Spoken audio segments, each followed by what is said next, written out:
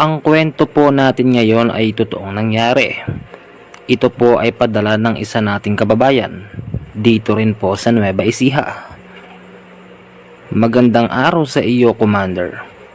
Tawagin mo na lang po ako sa pangalan na Bok. Napakinggan ko po ang iyong channel nung bigla na lang po ito dumaan sa aking YouTube. Habang pinakikinggan ko ito, Commander, nakikita ko yung lolo ko na tingin ng tingin sa akin. Sa unang pagkakataon, unang beses ko palang nakita si lolo na tingin ng tingin sa akin ng ganun.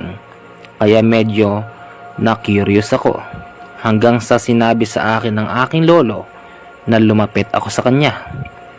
Paglapit ko sa kanya, pinakikinggan niya rin yung mga sinasabi mo sa YouTube hanggang sa inamin na ng aking lolo na yung lolo mo pala yung nakalaban niya noong araw. Ngayon pa lang po, Commander, ay aaminin ko na sa iyo na ang aking lolo ay dati pong mangkukulam. Dati po yon, hindi na po ngayon. Dahil pinagsisihan na daw niya yung kanyang mga nagawa. At meron daw isang tao na nagmulat ng katotohanan sa kanyang isip para magbago. At ito na nga po ang iyong lolo. Nakumpirma daw ng aking lolo na talagang yung lolo mo, Commander, yung nakalaban niya noon. Ganito po yung naging usapan namin. Apo! Po, lolo. Ilapit mo nga sa akin yung pinakikinggan mo. Parang kilala ko yun ah. Lolo naman eh. Katanda-tanda nyo na. Mahilig pa kayo sa mga ganito. Akala ko po ba nagbago na kayo? Ay basta ilapit mo. Marami ka pang sinasabi eh. Inilapit ko, Commander, sa aking lolo yung pinakikinggan ko. Teka, kilala ko to ah. Ito yung... Tama. Ito yon. Siya yung taong nagbigay sa akin ng pangalawang pagkakataon kung paano hanapin ang tunay na Diyos. Apo, sige nga. Paano ba magpasa ng kwento dyan sa may YouTube na yan? Lolo, naririnig ko po sa sinasabi ni Commander na meron siyang email. Doon po natin ipapadala yung kwento. Bakit po? Sige. Gusto kong ipadala din doon yung mga naging karanasan ko noon dahil related ito sa kanyang lolo. Ganun po, Commander, ang naging conversation namin ng aking lolo bago namin ito ipadala sa iyo. Ang susunod na sulat na mababasa mo sa oras na ito, Commander, ito na po yung simula kung paano po naging mangkukulam ang aking lolo at kung paano siya nagbago. Taon ng 1952 ito nangyari. Nung mga panahon na ito, Commander, sagad sa hirap ang aking lolo at lola. Bali, meron na rin silang mga anak nun. Yun po yung aking tito na panganay ng aking lolo at lola.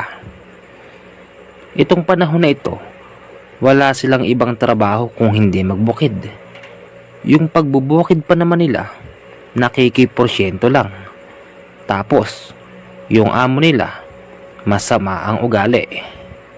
Dahil sa masama ang ugali ng kanilang amo, minsan, napag-iisipan na nila itong lasunin or gawan ng iba pang masamang bagay.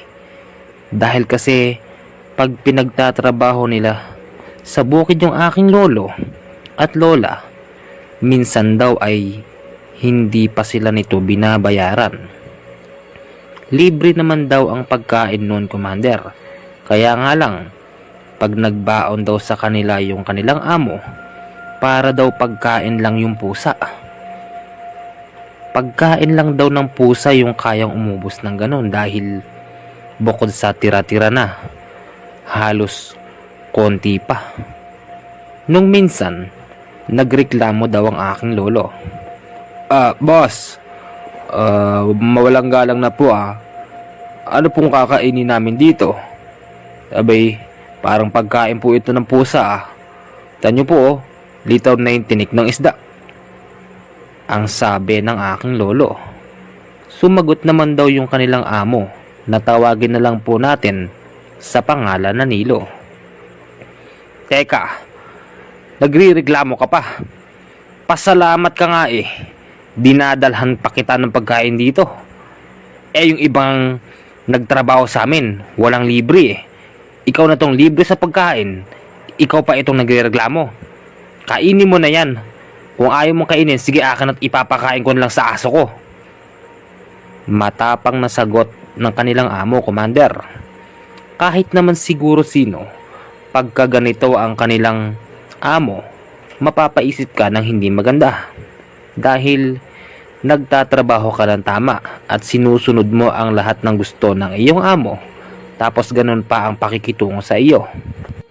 Nang dahil sa ayaw na ng lolo ko na tumaas pa yung tensyon, hinayaan lang ni lolo na iuwi niya yung ibinaon ng amo nila sa kanila. Nang dahil doon, bumalik na lang si lolo sa bukid upang ituloy yung pag-aararo. Habang nag-aararo siya, napapaisip daw si lolo. Ganito, Commander, yung pumapasok sa isip ng aking lolo. Walang hiya yun. Akala mo hindi tao. Lasunin ko kaya. O kaya, pag bumalik siya mamayang hapon, tabasin ko na lang siya at ihulog sa aripit. Visit na tao yun ah. Ay nako. Kung hindi lang masamang pumatay, matagal ko nang pinatay itong amo ko. Akala mo naman hindi tao kung makisama. Ay nako. Ganun ba talaga ang buhay?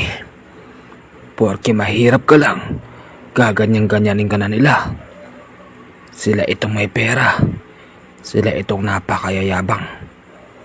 Tao lang din naman ang mga to eh. Pag siguro sa oras na nilasong ko tong amo ko, patay ito do oras. Kaya nga lang, mayayari naman ako. Baka makulong pa ako. Commander, maraming pasikot-sikot sa isip ng aking lolo noong mga panahon na ito. Basta, halos lahat, purong masama. Hanggang sa isang araw, inabot na si lolo ng gabi sa pag-uwi. Siya nga pala, Commander, yung bukid pala ng aking lolo na pinoporsyentuhan ay doon nakapwesto sa malayo. Kaya pag umahon siya, gabi na. Tapos dumadaan pa siya sa medyo may gubat.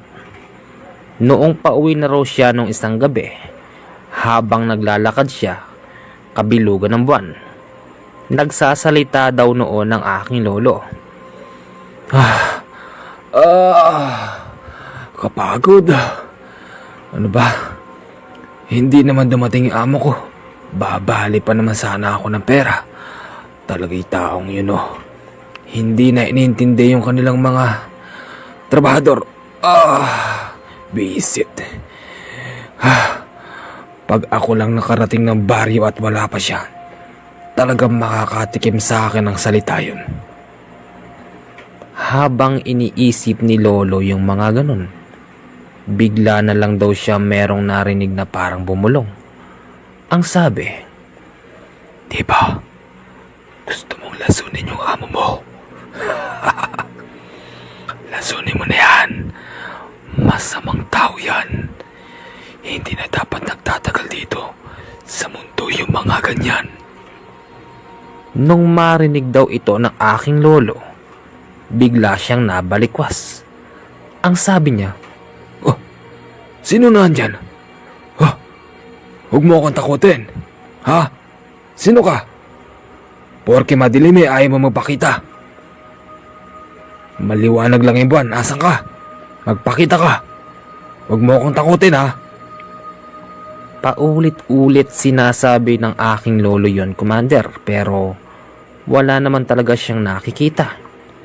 Ang pinagtataka pa niya, saan daw ba nanggaling yung bulong na ito? Kasi wala namang tao nung mga oras na ito dahil gabi na. Lagi kasing ginagabi ang aking lolo sa bukid dahil sa dami ng gawain niya. Sa mga araw na lumipas, halos lagi na lang ginagabi sa pag-aahon sa bukid ang aking lolo. Maniwala ka po or hindi, Commander, madalas na po ito naririnig ni lolo. At iba-iba na yung sinasabi. Nariyan yung inuudyokon siyang patayin yung kanyang amo.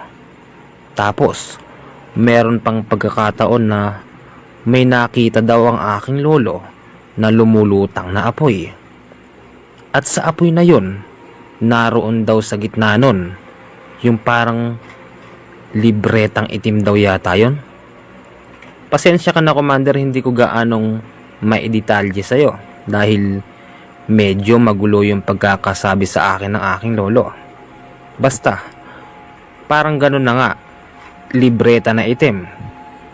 Kusa daw itong lumapit sa aking lolo. Noong una ay natatakot pa ang aking lolo hanggang sa narinig na naman niya yung bulong.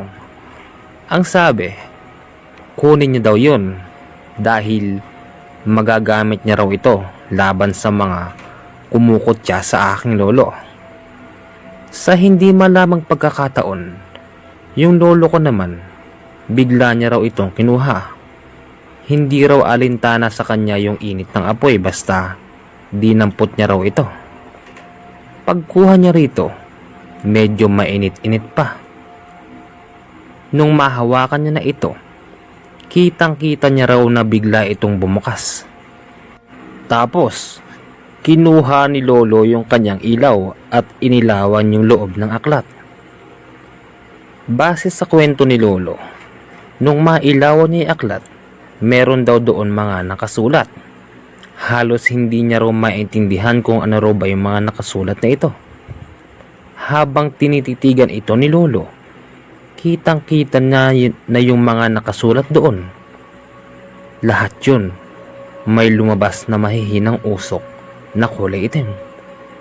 Nakaramdam ng takot si lolo kaya naibato niya ito sa sapa. Yung sapa pala, Commander, ito yung maliit na daluyan ng tubig. Dito sila kumukuha ng tubig upang matubigan yung lupa na inaararaw ni lolo. Nung maitapon na raw ni lolo yung libreta na ito, bigla siyang nagtatakbo dahil kakaiba raw yung pakiramdam ni lolo. Habang tumatakbo si lolo papalayo doon sa kanya bukid, nararamdaman daw niya na para bang may sumusunod sa kanya. Hanggang sa napansin na lang ni lolo na parang iba na yung lugar na kanyang tinatakbuhan. Napahinto nun si lolo kasi nagtataka siya. Paano siya napunta sa isang buhanginan? Gitna ng bukid yun. Tapos, puro mga naararo pa yung mga tubig. Napahinto tuloy si lolo at napatingin sa paligid. Habang linga siya ng linga, napansin niya sa gawing itaas niya na parang merong isang napakalaki na kulay itim na usok. Hanggang sa bumaba ito at tapos nagkorte daw ito na demonyo. Ganon na ganon ang naging korte niya, Commander.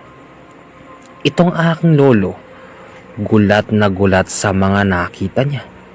Kaya ang sabi niya, Sino ka? Sino ka? Tigilan mo ako. Hindi kita kailangan. Diyos ko po, ano ba itong nasa harapan ko ito? Hala, abay katanda ko na. Ngayon lang ako nakakita ng ganito. Huwag kang matakot. Hindi ba? Kailangan mo ko. Hindi ba? Gusto ng puso mo yung mga sinasabi ko sa iyo. Bibigyan kita ng sapat na kakayahan upang patayin yung iyong amo. At pag napatay mo siya, bibigyan kita ng gantimpala. Gaganda ang buhay mo. Ano? Mamili ka. Oo, gusto kong patayin ang aking amo. Pero sa isip lang yon at hindi sa gawa. Kaya tigilan mo ko. O Diyos ko, Panginoon, hanguin mo po ako kung saan ako naroroon. Ayoko po dito, Panginoon. Alisin mo po ako dito, parang awa mo na po. Sinong Panginoon? Walang Panginoon dito ngayon. Nandito ka sa aking mundo. Hindi siya darating para tulungan ka. Isa lang ang paraan para makalis ka dito. Pumayag ka lang sa kagustuhan ko. Makakaalis ka na rito. Makakauwi ka ng matiwasay sa inyo. Ano mamili ka? Gusto mo pa bang makita ang iyong pamilya at tanggapin yung inaalok ko? Kung hindi mo lang naitatanong, karapat-dapat ka sa ganitong gawain. Dahil sobrang pahirap na ang ginagawa sa iyo ng mga tao. At alam kong yun ang gusto ng puso mo dahil sawa ka na sa hirap, diba? Hindi ba? Oo, sawa na ako sa hirap. Pero hindi ko gusto yung mga sinasabi mo. Maaaring yan ang sinasabi ng mga isip ko. Pero sabi-sabi ko lang yun. Kailanman ay hindi ko kayang gawin yung mga ganyan. Yan ang totoo. Maniwala ka sa akin.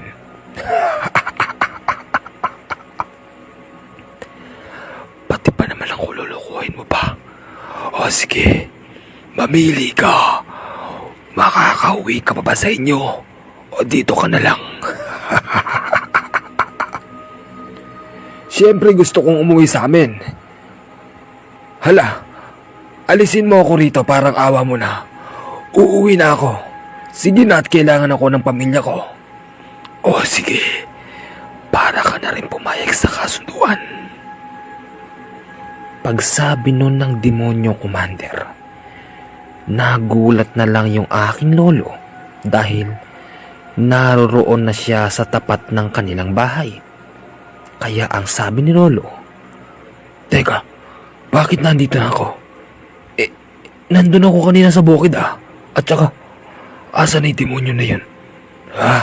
Walang iya siya. Pati ako lolokohin niya. maraming kuro-kuro ang nabubuo sa aking lolo na kesyo paano siya napunta doon sa mundo ng demonyo. Kasi buhanginan niya ito, Commander. Tapos yung paligid nun nababalutan ng apoy. At hindi lang daw nag-iisang demonyo yung nakikita ng aking lolo doon. Marami daw ito. Pero yung demonyo na kumakausap sa kanya, yun daw yung pinakamalapit sa kanya. Kitang-kita daw ni lolo kung ano ang itsura nito. Pagpasok ni lolo sa loob ng bahay, masama raw ang tingin ni lola. Ang sabi daw, "Hoy, ikaw matanda ka. Gabi ka na naman umuwi. Abisan ka ba nang gagaling? Gabi-gabi na lang ah. O ano? Bakit hindi ka makakibo dyan? Huwag mo sabihin, nag-date na naman kayo ng babae mo." Aba, ikaw talagang tao ka. Ginagabi na nga sa bukid yung tao, ginaganyan mo pa. Pagod na nga ako, ginaganyan mo pa ako. Sa tanda ko ba naman na ito ay mambababae pa ako? Bakit hindi? Ikaw nga itong pagmadaling araw nangangapa ka pa. Saan ka galing? Aminin mo. Ay, nako. Magsaing ka na nga. Nagsaing na ako. Abay, kumain ka na lang. Di magsandok ka. Nagugutom ako. Medyo nakalimutan ni Lolo, Commander, yung naging problema niya sa demonyo na yun. Kasi naghaharutan na naman sila ng aking lola. Hoy, narito na. Kumain ka na. Ano bang iniisip mo diyan? Nakahanda na yung pagkain. Masama pinag-aantay yung pagkain. Oo, nariyan na. Kakain na. Teka, kumain ka na ba? Kumain ka na dyan. Ikaw? Basta kumain ka na. Habang kumakain ng aking lolo, tingin daw ng tingin dito ang aking lola. Teka, bakit ka ba tingin ng tingin sa akin? Siguro, in love ka pa rin ano? Ang matandang to. Akala mo may asim pa. Oy, wala ka ng asim. Hindi na tumatayo yan, oy. Aba, kung tumatayo lang naman meron pa. Saka, sinong matanda? Matanda. Imposible. Kalabaw lang ang tumatanda. Kaya ko pang tumatlo. So, ibig mong sabihin, nakatatlo ka na naman kanina sa babae mo. Walang iya ka. Aray. Grabe ka naman Nakita mong kumakain yung tao. Palo ka na palo. Paano ikaw? Katanda-tanda na ayaw pang magbago. Alam mo, hindi naman ako ng babae. Hindi mo kasi alam ang sinapit ko. Baka ikwento ko sa'yo hindi ka lang maniwala. Ano ba kasi yun? Ganito yun, makinig ka maigi.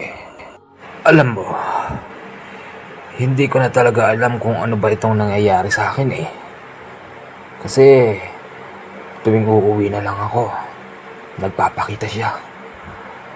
Takot na takot ako sa kanya. Sino ba yun?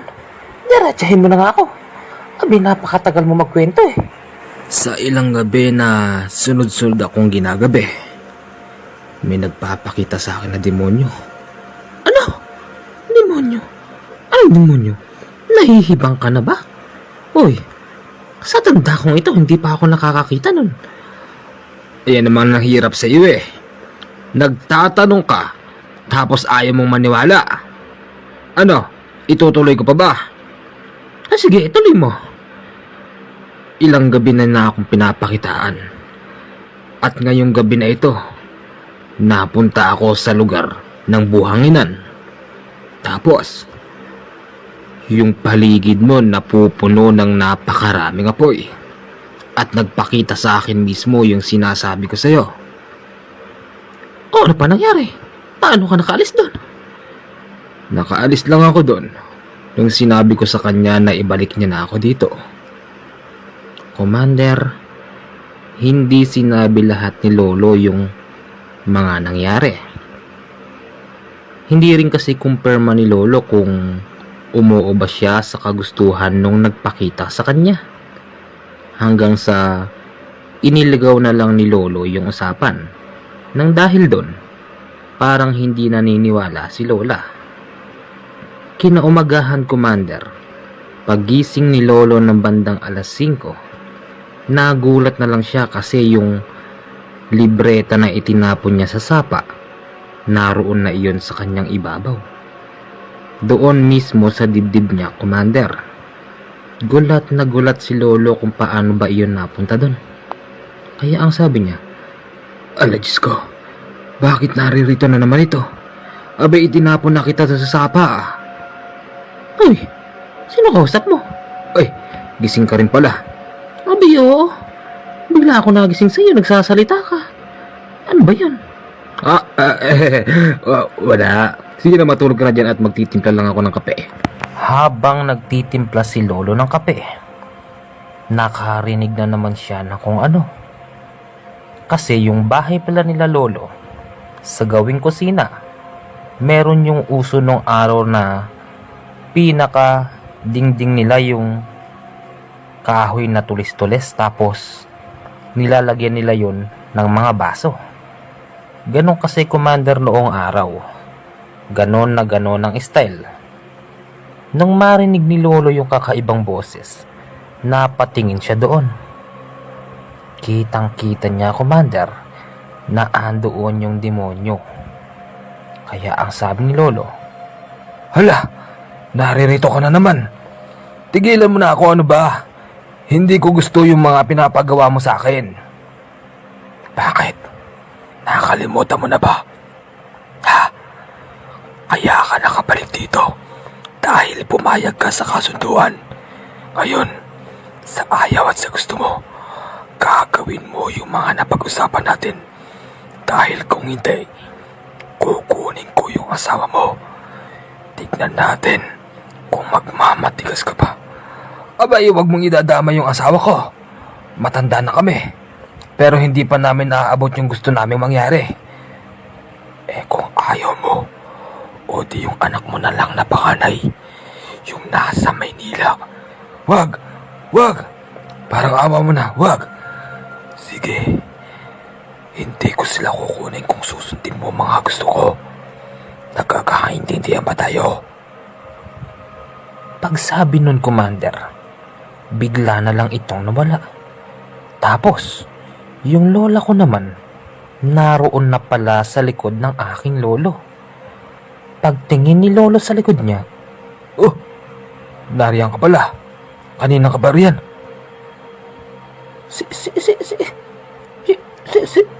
Sino yun? Hala, yun may sinasabi mo? Yun ba yan? Hala, Diyos ko, pati pala ikaw ay nakakita mo na. Abi, oo naman. Binapakapangit na itsura, may sungay pa. Yun may sinasabi mo? Oo, yun. Hindi ko alam kung paano ko matatakasan ito. Paano ba kasi nakausap yun? At saka, anong kasunduan yung sinasabi nun? Nahihibang ka na ba? Nakikipagkasunduan ka sa demonyo? Ala, Diyos ko. Abay, tumatanda na tayo ng ganito. Bakit ngayon ka pa naging ganyan? Hindi ko nga alam eh. Basta bigla na lang siya nagpakita sa akin. Hindi ko alam. Yun ding araw na ito, Commander, pumunta na si Lolo sa bukid. Habang naglalakad siya, iniisip niya ng paulit-ulit yung nangyayari. Tapos, nagdarasal si Lolo na sana hindi na muling magpakita sa kanya yun dahil talagang hindi niya gusto yung mga sinasabi nun. At isa pa, talaga namang nakakatakot ang itsura nito. Noong andoon na siya sa bukid, pinaandar niya yung bomba. Sa pagpapaandar ng bomba, Commander, yuyuko kasi ito tapos gagamitan ng bakal para paikutin yung makina. Nung umandar na yung makina at pagtayo niya, gulat na gulat si Lolo dahil naroon na naman yun. Nakatingin ito sa kanya. Hala! Naririto ka na naman, ano ba? Tigilan mo na ako. Sisikat na ang araw. Parang awa mo na. Hindi ako nararapat sa mga sinasabi mo. Pero pumayag ka sa usapan natin. Hindi na yan mababawi. Gagawin mo ang gusto ko. Sa ayaw at sa gusto mo. Bukas, magsimula ka na. Basahin mo yung mga nakasulat doon. Tapos, banggitin mo lang yung taong gusto mong patamaan ito. At tiyak na tatalab na yun. Nagkakaintindihan ba tayo? Bigla na lang itong nawala. Pagkasabi nun. Nung dumating na yung dapit hapon, ito na ang kinatatakot ni Lolo. Dahil maaga siyang umuwi. Pero pagdating niya sa bahay, tila ba antok na antok si Lolo. Pero hindi naman siya masyadong pagod. Dahil kung ikukumpara noon, mas pagod siya noon kesa ngayon dahil madalas siyang ginagabi. Nakatulog si Lolo. Sa pagtulog ni Lolo, nanaginip siya na yung amo niya raw, balak daw siya nitong ipapatay. Nagising si Lolo na medyo naluha-luha pa. Tapos, ang sabi niya sa sarili niya, Ganun na. Pinagbabalakan mo pala ako. Sige, uunahan na kitang hayop ka. Kinuha ni Lolo yung libretang itim. Tapos, naalala niya yung sinabi sa kanya ng demonyo na ganito, ganon ang gawin niya. Sa totoo lang nung una ay hindi ito gusto ni Lolo at hindi niya rin alam kung paano gamitin yun. Basta, inusal ni Lolo yung mga dasal na nandoon. Tapos, isinama niya yung pangalan ng amo niya. Yun ding araw na ito, Commander. Nagulat na lang sila kung bakit parang may nagkakagulo sa bahay ng amo ni Lolo. Napasilip naman doon si Lolo. Pagsilip niya, yung amo niya nakikita niyang parang nagdideliryo. Yung bang parang nagpapaalam na ito. Kaya pumasok doon si Lolo. Ang sabi niya, Ano po nangyari? Ano nangyari kay boss? Boss! Ano nangyari sa'yo, boss? Sabi ng aking lolo. Hindi naman kumikibo yung amo niya hanggang sa turo na lang sa kanya ang kaya nitong gawin. Sa mga oras na ito, Commander, ang pakiramdam ni Lolo, tila ba para pa siyang natutuwa sa nakikita niya. At yung pakiramdam niya, para bang sobrang gaan ito. Tapos, palihim siyang ngumingiti. Ang sabi ni Lolo sa isip niya, Buti nga sa'yo. Dapat lang sa iyo yan. tapos nun, umalis na si Lolo at bumalik na sa bukid. Kinahapunan, nabalitaan na lang nila na wala na yung amo niya. Tuwang-tuwa si Lolo ng mga oras na ito dahil ang magiging amo niya na lang yung babae. Yung babae kasi, wala naman kasi itong problema sa kanya. Yung lalaki lang talaga ang masungit. Lumipas pa ang 1 linggo, magpapatanim na sila ng bukid. Nung araw ng taniman na ito, merong mga manananim na nagrereklamo. At ang sinasabi, "Ay nako, bakit naman ganito yung punla? Napakapangit! Oo nga!" Kitang-kita ni Lolo na hinuhusgahan ng mga manananim yung bukid niya. Lalong-lalo na ipunla niya. Dahil yung linang nito, sobrang tigas. Tapos, yung punla naman niya, tipak-tipak na putik ang naroroon. Nang dahil dun, nakaramdam na naman si Lolo ng kakaiba. Tila ba gusto na naman ni Lolo gamitan ito ng libreta. Ano ho yun? Ano ho inireklamo ninyo? Etong bukid mo katigas-tigas. Tapos, yung punla mo, tipak-tipak yung putik. Paano kami magtatanim yan? Abay kung ano ho nariyan, itanim nyo at babayaran naman namin kayo. Kung ano pa ang reklamo ninyo Ay nako, uuwi na ako. Bahala kayo dyan. sabi ng mga iba't ibang tao na naroroon. Hindi ko alam sa sarili ko, Commander, na ang sabi ni Lolo, gagamitan niya raw ito ng mga dasal sa libreta. Dahil sa mga araw na merong kumukutya sa kanya, tila ba libreta na lang ang tinatakbuhan niya. Sa madaling sabi, lahat na lang ng tao na gaganon sa kanya, gagamitan niya ng libreta. Commander, sa mga araw na ito ay hindi na mabilang kung ilan na bang tao ang ginamitan ni Lolo nun. At kung hindi ako nagkakamali, lahat sila natuluyan. Meron pang naging kwento yung aking lolo na yung lupa daw ng kanyang amo ay napunta sa kanya. Napapirma niya raw kasi yung babaeng amo niya na ipamana sa kanya yung ibang lupa. At yung lupa na ito pala yung lupa na aming kinatitirikan ngayon. Habang lumilipas ang panahon, hinahanap-hanap na ni Lolo yung paggawa ng masama.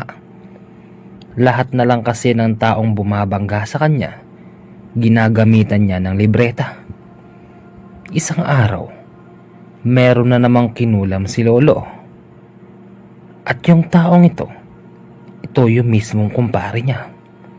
Palagi daw kasi siya nitong pinapagalitan. Yung galit na kahit nasa inuman lang, lagi siyang sinasabihan na, "Pare, ang pulutan, kada tagay lang. Abi ginagawa mong kanin, pare." Lagi daw ginagano nito si Lolo. Si Lolo kasi talagang malakas itong mamulutan. Kaya kung hahandaan mo lang siya ng isang pirasong sitsirya, malamang isang tagay lang, ubos na ito. Yung kumpare niya na ito, kinulam din niya, Commander, pero magaling din ang utak. Nung makaramdam na ito ng kakaiba sa sarili niya, agad ito nagpa-albularyo. Pero yung albularyo na ito, wala ring nagawa kay Lolo. Ang kwento ni Lolo, ganito. Apo, alam mo noong araw, kauna-unahan kong nakalaban na albularyo. Aba, hindi umubra sa akin Lolo, ano pa nangyari? Paano po hindi mo sa inyo? Ayun, tinawag yung kaluluwa ko. Di pumasok ako dun sa may pasyente. Aba, alam mong ginagawa ng albularyo? Pinauusukan lang ako. Tapos, yung daliri ko iniipit. Nakakaramdam ako ng konting init pero natatawa na lang ako. Hanggang sa pinatay ko na rin yung albularyo. Ganun po, Lolo. Hindi po ba masama yung Lolo? Siyempre masama. Pero, kailangan siya mamatay, hindi ako. Gusto mo bang ipasa ko sa ito, Apo? Ayoko po, Lolo. Ayoko. Ganun, Commander, ang nagiging usapan. Isang araw, naglalakad si Lolo sa gitna ng dilim. Sa unang pagkakataon, hindi nagpakita kay Lolo yung demonyo. Tapos nun, ang nakikita niya, iba't ibang klase ng elemento sa paligid. Nakakaramdam din ng takot si Lolo ng mga panahon na ito dahil sanay na kasi siya na nakikita na yung demonyo. Pero sa pagkakataon na ito, iba't ibang klase ng elemento. At ang sabi ng iba, ikaw, magaling, magaling. Nagpapalakpakan pa raw yung iba. Tapos, sa puno ng mangga, meron daw doon isang tikbalang. Pinupuri din daw siya nito. Halos lahat na lang daw ng madadaanan niya, pinupuri si Lolo.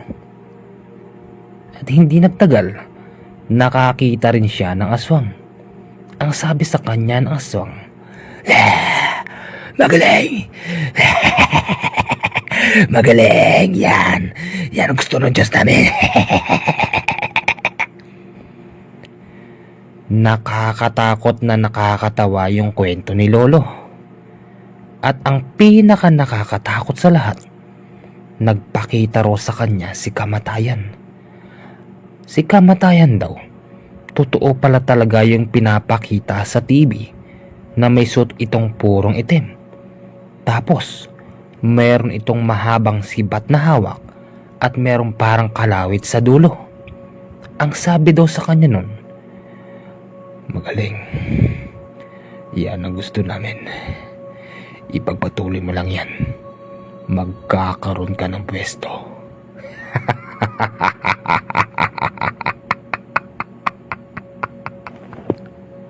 Habang pinupuri si Lolo ng mga masasamang elemento na ito, ultimong si Kamatayan, ang pakiramdam ni Lolo parang sobrang saya niya. Tila ba ito na talaga yung gusto niyang mangyari sa buhay niya. Parang naging hobby na rin niya ang pagpatay sa mga tao gamit ang libreta. Isang araw, nagpunta si Lolo sa palengke at nung andoon na siya, nakasagutan niya pa yung isang tindero na lalaki. Tao po, pabili po, sabi ni Lolo. Ano po yun, tata? Ano pong bibili niyo po, tata? Anong tata? Bakit? Matanda na ba ako masyado at tawagin mo kong tata? Hindi na po siya ganun, tata. Yun po kasi ang tawag nila sa mga ibang maedad po dito Teka, Bisaya ka no? Ho? Opo, tata. Tensya na po kayo, ta. Kaya pala hirap kang managalog Visit na ito pag hindi kita ginamitan ng libreta ko Tata, anong libreta? Visit! Sinabing wag mo akong tinatawag na tata Nabisit si Lolo hanggang sa lumayas na lang ito. Visit na Bisaya yun. Sukat tawagin akong tata. Bah, hindi tama yung babalikan ko siya. Babalikan kitang Bisaya ka. Kinagabihan, Commander. Ginamitan na naman ito ni Lolo ng kanyang mahiwagang libreta. Alam ni Lolo na matatapos na rin ang buhay ng taong ito. Nang dahil doon, nakikita na ni Lola yung kanyang kasamaan. Si Lola pala, Commander, walang kaalam-alam sa pinaggagawa ng aking lolo. Hanggang sa isang gabi, nabuking ni Lola si Lolo. Hoy! Hoy! Ano ba? Buksan mo na yung kwarto. Abi, natutulog ka dyan. Hindi ka pa kumakain. Mamaya! May ginagawa pa yung tao eh. Ano bang ginagawa mo dyan? Abi, 2 oras ka na dyan ha. Basta, doon ka na lang saglit. Medyo may pagtatalo sila pero itong si Lola talagang nagtataka na. Tuwing gabi daw kasi, Commander, bandang 6:00, lagi na lang nagkukulong si Lolo doon sa kanilang kwarto. Nung una ay hindi pa ito napapansin ng lola ko. Pero kalaunan, napapansin na ito ng aking lola. Ano ba? Buksan mo na, sinabi eh. May dala akong pagkain, nangangawit na ako. Oo, nariyan na. E ba itong matandang to masyadong apurado? Pagbukas ni Lola ng pinto, nabitawan ngayon ni Lola yung dala niya. Ay, sorry, hindi ko sinasadya. Ay, nako. Itong matandang to. Ano pa tong hinain mo? Hindi ba sinabi ko sa iyo ayoko merong luya? Ayoko rin na masyadong maraming asin. Teka, paano mo naman nalaman na maraming luya yan? Eh, hindi mo pa nga natitikman. Oo nga no. Sige. Kuha ka na lang ng bago at kakainin ko. Pagkasabi nun ni Lolo, nagtataka na talaga ang aking lola dahil ibang-iba na si Lolo kumpara noon. Noon kasi, Commander, sweet pa si Lolo at medyo palabiro. Pero ngayon, animoy palagi na siyang busy pagsapit ng hapon. At dati, napakasipag nito magtrabaho sa bukid. Pero ngayon, sobrang dalang niya. Mas nanaisin pa ngayon ni Lolo na pumunta sa mga inuman.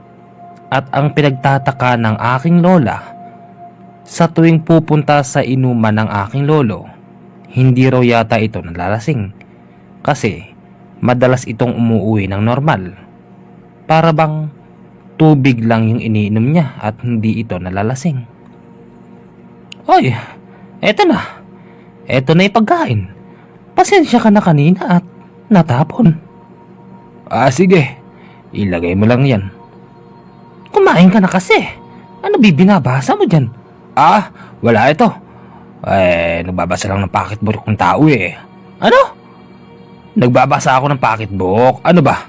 Masyado kang tsismosa. Doon ka na nga. Pag-alis ni Lola, isinarado ni Lolo yung pinto. Akala naman siguro ni Lolo, tuluyan nang umalis si Lola, pero ang hindi niya alam, yung tenga ni Lola nakadikit doon sa dingding. At naririnig ni Lola yung mga sinasabi ni Lolo. Ayan. Tapos ka na ngayon, Bisaya ka. Yari ka na ngayon. Ang sabi ni Lola, yung boses ni Lolo nag-iiba. Animoy para sang boses demonyo na tungtuwa sa pinaggagawa niya. Kaya ang ginawa ni Lola, agad itinulak ng malakas yung pintuan. Dahilan na natanggal yung lock nito. Uy! Nakakagulat ka naman eh. Bakit ba tinutulak mo yung pintuan? Hindi ka man lang kumatok. Ano yung sinasabi mo kanina? Abay, wala naman akong sinasabi ah. Paano wala? Rinig ko may sinasabing matutuluyan ka na ngayon. Ano ba yan? Wala yon. Masyado ka namang tsismosa. Sige na't kakain na ako. Ikuha mo lang ako ng tubig. Pagpunta ni Lola sa kusina, Commander, nakaisip na naman siya ng paraan. Yung inumin ni Lolo, nilagyan niya ng konting asin. Sa pagkakaalam kasi ni Lola, merong pangontra yung mga asin pagdating sa mga ganun. Takang-taka na kasi si Lola eh. Para bang hindi na siya yung dating lolo namin na inaalagaan ng aming lola. Eto, uminom ka na. Sige, ilapag mo lang yan. Kakain muna ako. Pag alis naman ni lola, hindi nagtagal, mga 2 minuto, narinig niyang nagsisigaw ang aking lolo. Aray!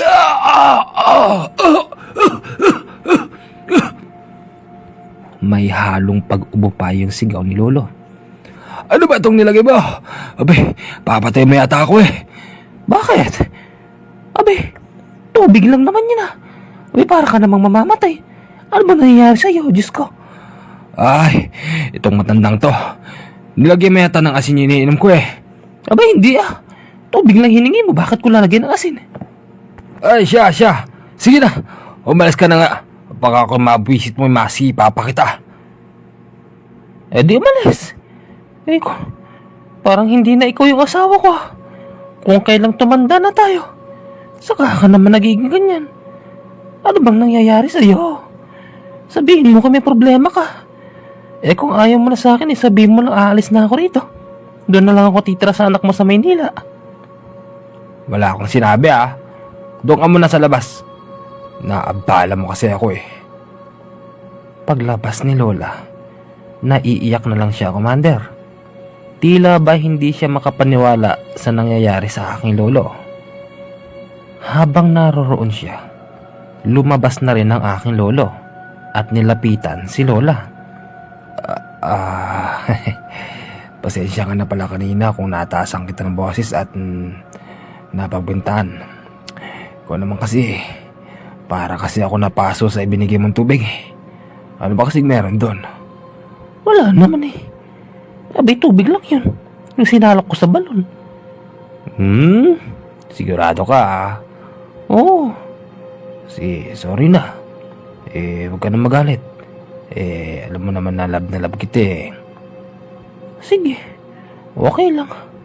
Basta sana, hindi ka matuluyan. Hindi kasi ako sanay na ganyan ka eh. Anong matuluyan ang sinasabi mo? Wala yun ko naman. Ganun ba? Tara na matulog. Alam mo na. Ano? Tulog tumatandang to, palabiro pa. Wala ka nang maibuga. Ikaw naman, di siyempre aakap lang ako.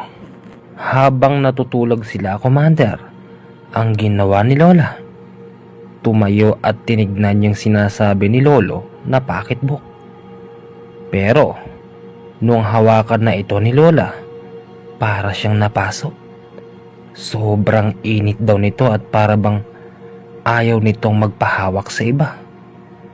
3 beses sinubukan ni Lola na hawakan yung libreta na ito.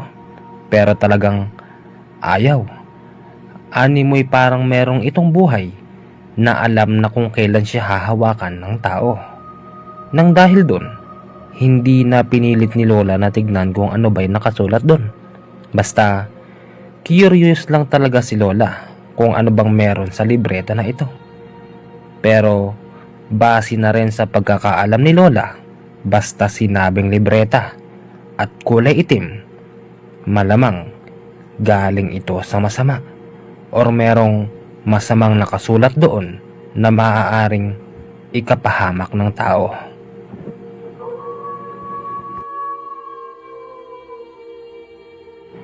Hello guys! Kamusta na po kayo? Pansamantala ko po munang puputulin ng ating kwento. Sobrang haba po kasi. Kaya po, ang mangyayari, magkakaroon po ito ng part 2. Siya nga po pala, ang kwento po na ito ay related din po sa aking lolo. At siya nga po pala, nais ko po kayong pasalamatan dahil ngayong araw po na ito ay naging 10,000 subscriber na po tayo. Ngayon po, ang malupit pa dito, sa loob po ng isang buwan, nakakuha po tayo ng 5 million views. Maraming salamat po sa sumusuporta sa aking YouTube channel. Makakaasa po kayo na marami pa po kayong mapapakinggan na mga true story po natin na ini-email po sa atin ng ating mga letter sender.